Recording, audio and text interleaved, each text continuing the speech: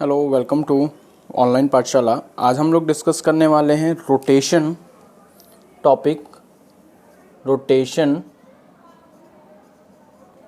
On rotation of coordinates.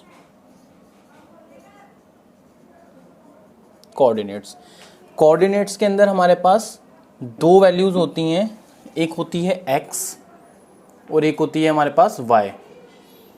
x होती है हमारी, वो होती है फर्स्ट वैल्यू, y होती है हमारी सेकेंड वैल्यू। क्लियर है? ठीक है। हमें डिस्कस जो करना है रोटेशन ऑफ कोऑर्डिनेट्स पे, हम लोग डिस्कस करेंगे 90 degree rotation, 90 degree clockwise rotation. ठीक है। तो बेसिक चीज क्या थी इसमें, हम रोटेशन ऑफ कोऑर्डिनेट्स करेंगे। कोऑर्डिनेट्स का रोटेशन होगा किस पर, 90 डिग्री पर। और कोऑर्डिनेट्स में हमारे पास दो वैल्यूज होती हैं, एक होती है फर्स्ट वाली जिसको हम कहते हैं एक्स एक्सिस, एक्स, और वाई सेकेंड वाली को हम बोलते हैं वाई। ठीक है। ये हमारा ग्राफ है जिसके ऊपर हमने ये एक्स एक्सिस होता है ये वाला, दिस इज हम एक्स एक्सिस, और ये जो वैल्यू होती है ये हमारी होती है वाई एक्सिस। ठीक है।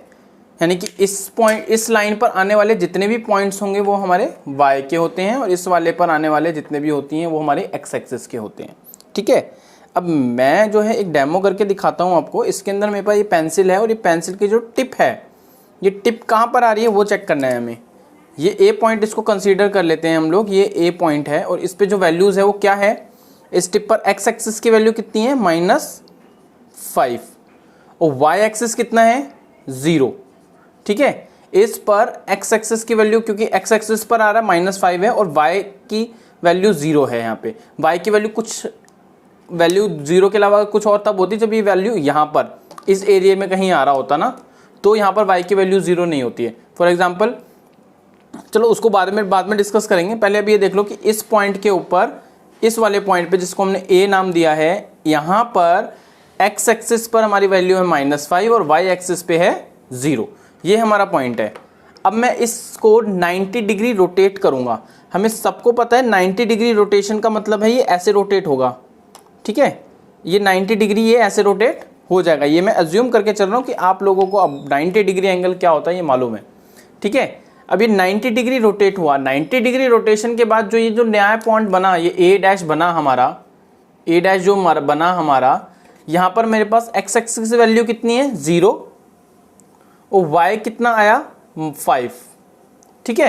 यानी कि 90 डिग्री रोटेशन के बाद, अभी देखो ये 90 डिग्री रोटेट हुआ, ये पहले यहाँ था -5 था, ये रोटेट होने के बाद यहाँ पर इसकी वैल्यू आई, और यहाँ पर जो है हमारा x एक्सिस हमारा 0 रहा, और y एक्सिस मेरा 5 हो गया। ठीक है ना, y एक्सिस मेरा 5 हो गया यहाँ पे। ठीक है।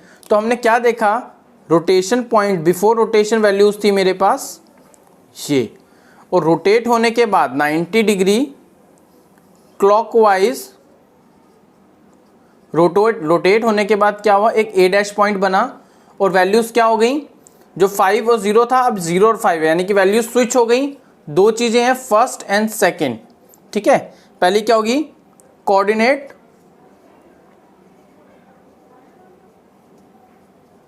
Switch, second change the value of, change the sign of x का साइन चेंज कर देंगे। तो पहले क्या होगा, कोऑर्डिनेट स्विच होंगे, तो कोऑर्डिनेट स्विच हो जाएंगे, यानी कि 0 आ गया है आगे और -5 चला जाएगा पीछे।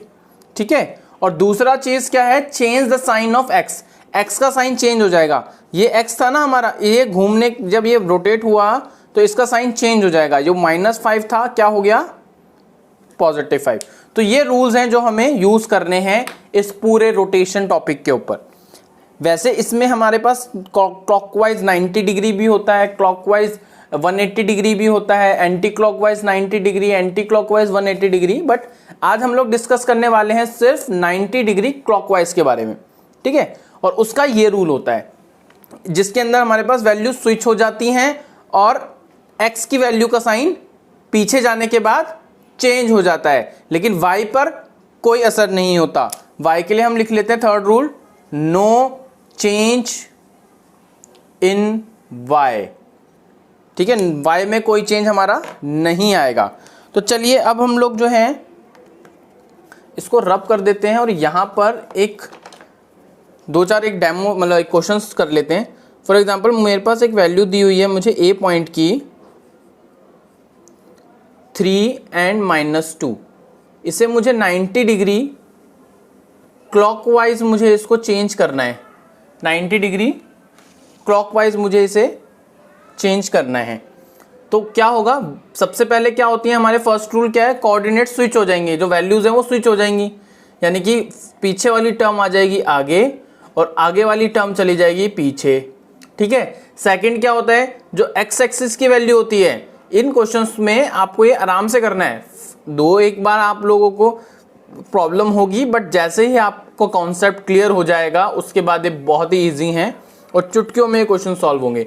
अब देखिए माइनस, पहले तो वैल्यू चेंज हो जाएंगी, -2 आगे आ गया और 3 पीछे चला गया। ठीक है, दूसरा चीज क्या है, जो एक्स वाला टर्म था ना उसका साइन चेंज हो जाएगा, तो यहां पर पॉजिटिव था तो यहां पर क्या हो जाएगा, नेगेटिव हो जाएगा।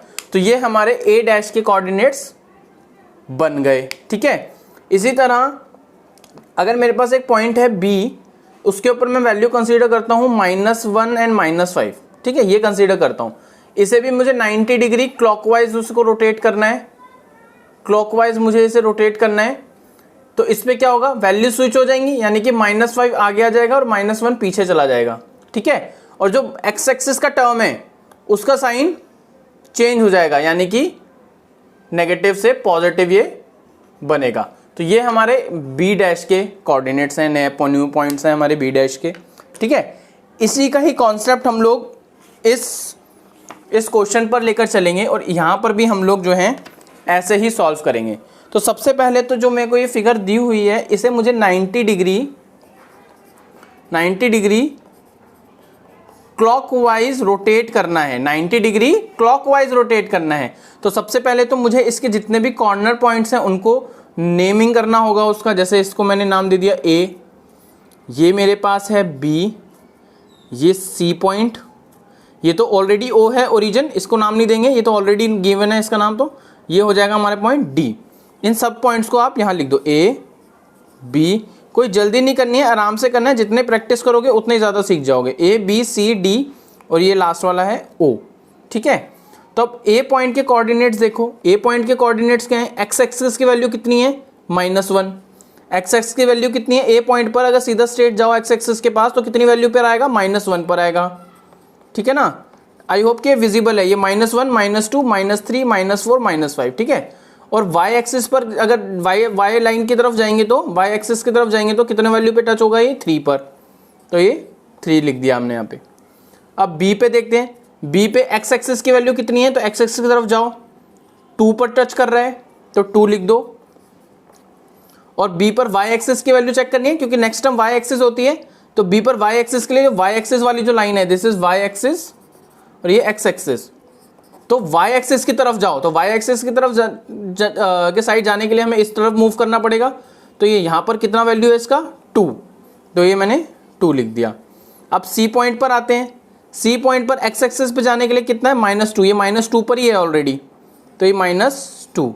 और y एक्सिस पर जाने के लिए y एक्सिस की तरफ जाएंगे, ये यहाँ पर है, ये 0 पे आया तो ये 0 हो गया। ऐसे ही हमारा पॉइंट D ले लेते हैं हम, ये D पॉइंट है, D पॉइंट के लिए x एक्सिस की तरफ कैसे जाएंगे, अब x एक्सिस की तरफ नीचे जाना पड़ेगा, तो ये नीचे गया तो किधर मीट किया, 0 पे, तो x एक्सिस 0 हो गया। और y एक्सिस कितना है इसका, 2, और 0 पॉइंट के ऊपर तो हमारे दोनों चीज़ें 0 ही हैं, 0 एंड 0। अब मुझे इसे 90 डिग्री क्लॉकवाइज रोटेट करना है, इसको भी 90 डिग्री क्लॉकवाइज रोटेट करना है, ये भी और ये भी, ये सब 90 डिग्री क्लॉकवाइज रोटेट होंगे।